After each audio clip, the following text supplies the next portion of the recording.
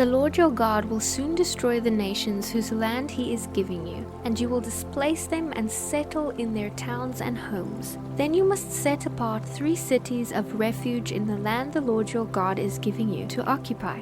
Divide the land the Lord your God is giving you into 3 districts, with one of these cities in each district. Keep the roads to these cities in good repair so that anyone who has killed someone can flee there for safety.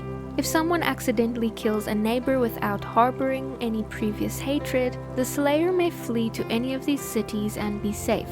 For example, suppose someone goes into the forest with a neighbor to cut wood, and suppose one of them swings an axe and the axe head flies off the handle, killing the other person. In such cases, the slayer could flee to one of the cities of refuge and be safe.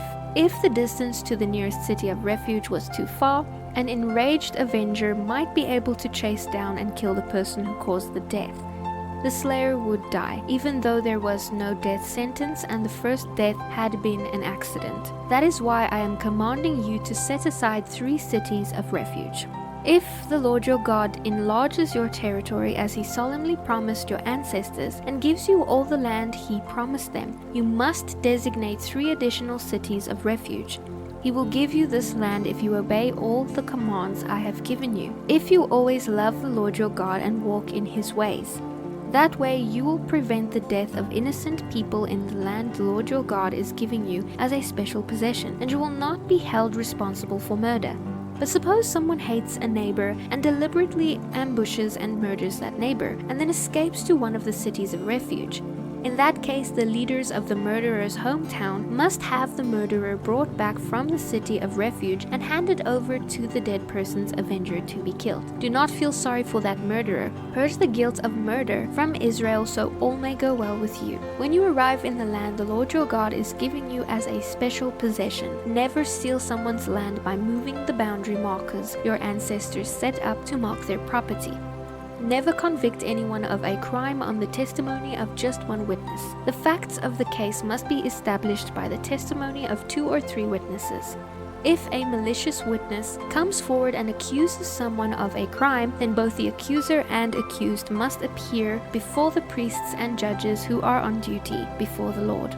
They must be closely questioned, and if the accuser is found to be lying, the accuser will receive the punishment intended for the accused. In this way you will cleanse such evil from among you. Those who hear about it will be afraid to do such an evil thing again. You must never show pity. Your rules should be life for life, eye for eye, tooth for tooth, hand for hand, and foot for foot. When you go out to fight your enemies, you face horse and chariots and an army greater than your own. Do not be afraid. The Lord your God, who brought you safely out of Egypt, is with you before you go into battle.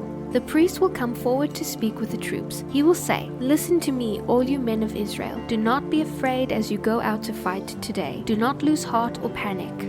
For the Lord your God is going with you. He will fight for you against your enemies, and he will give you victory." Then the officers of the army will address the troops and say, "Has anyone just built a new house but not yet dedicated it? If so, go home. You might be killed in the battle, and someone else would dedicate your house. Has anyone just planted a vineyard but not yet eaten any of its fruits? If so, go home. You might die in battle, and someone else would eat from it.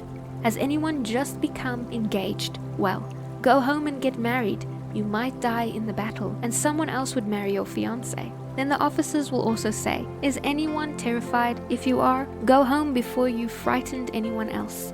When the officers have finished saying this to their troops, they will announce the names of the unit commanders. As you approach a town to attack it, first offer its people terms for peace. If they accept your terms and open the gates to you, then all the people inside will serve you in forced labor. But if they refuse to make peace and prepare to fight, you must attack the town. When the Lord your God hands it over to you, kill every man in the town, but you may keep for yourselves all the women, children, livestock, and other plunder. You may enjoy the spoil spoils of your enemies that the Lord your God has given you. But these instructions apply only to distant towns, not to the towns of nations nearby. As for the towns of the nations the Lord your God is giving you as a special possession, destroy every living thing in them. You must completely destroy the Hittites, Amorites, Canaanites, Perizzites, Hivites, and Jebusites, just as the Lord your God has commanded you. This will keep the people of the land from teaching you their detestable customs in the worship of their gods, which would cause you to sin deeply against the Lord your God. When you are besieging a town and the war drags on, do not destroy the trees, eat the fruit, but do not cut down the trees. They are not enemies that need to be attacked, but you may cut down trees that you know are not valuable for food. Use them to make the equipment you need to besiege the town until it falls.